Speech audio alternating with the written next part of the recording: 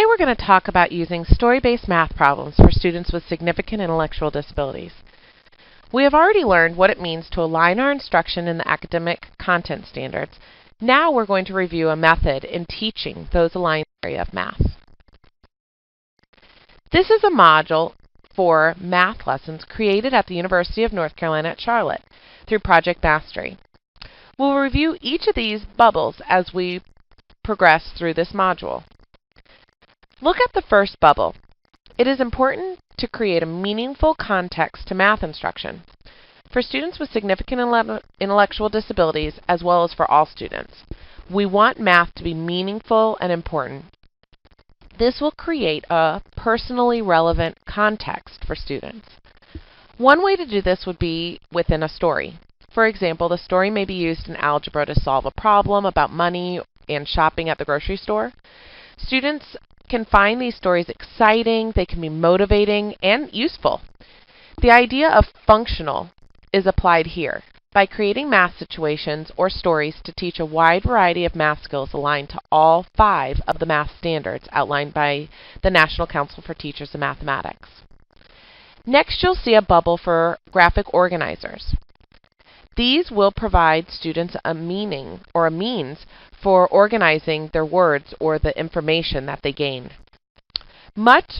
There is much research in the area of math instruction for students with high incidence disabilities in the area of using graphic organizers. Finally, task analytic instruction should be used to break down skills and chain them in order to isolate each step in solving the math task. Later in this module, we will review resources for sample task analysis for math. For more information about systematic instruction, specifically task analytic instruction, you can also refer to the module on systematic instruction. And when you add all these up together, you get a math lesson. Let's now learn more about the first bubble on this organizer, which is story-based lessons. Let's read this story together. Friday night with David. David went to the mall with his sister on Friday night. They planned to see a movie, shop for shoes, and eat dinner. First, they ate dinner. When they were all done eating and shopping, they saw a movie. What was the last place they went to before they saw the movie? I love going to the movies, don't you? This is an example of a math story that's been created for a geometry lesson in which students locate the places or the points that they traveled on a map.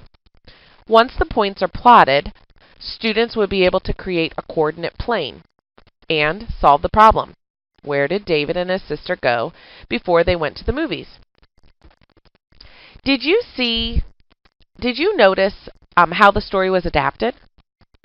Using a picture symbol writing software like SimWriter, BoardMaker, ClipArt, specific key vocabulary was linked to pictures to help students read the story independently and to gain meaning.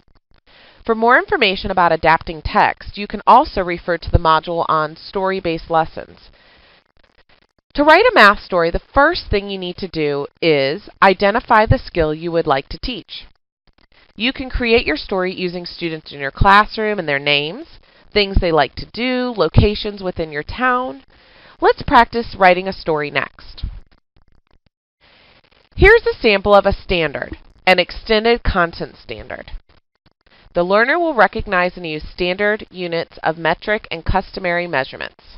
We have the objective listed and the extended standard. Let's think about how we could write a story for this extended standard. We can do it together. The skill to be taught is to measure an object using different tools. Remember Latia? Let's pretend that we are Latia's teachers, and we are creating this story for her and her classmates. Latia bought a new pitcher for her room. She wants to make sure that the pitcher is not too big to fit on a small wall in her room. She needs to measure the pitcher and measure the wall to decide if the pitcher will fit. First, she needs to decide to measure the pitcher. Then she'll measure the wall. So we have a context for the story now. Now we need to add the facts, or numbers, to the story.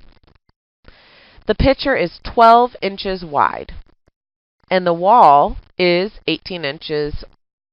The wall is 18 inches wide. Will the picture fit on the wall? See, that was easy. Your options are unlimited. I could have written a story about a wide variety of subjects. Building a birdhouse, making a ramp for my remote control car. Think about what motivates your students. Here's a secret. When you're adapting your stories, leave the names and the facts blank. Then you can use them for several lessons and allow students to put their names in and different facts each day. This will save you time, and you could use the same story for multiple days.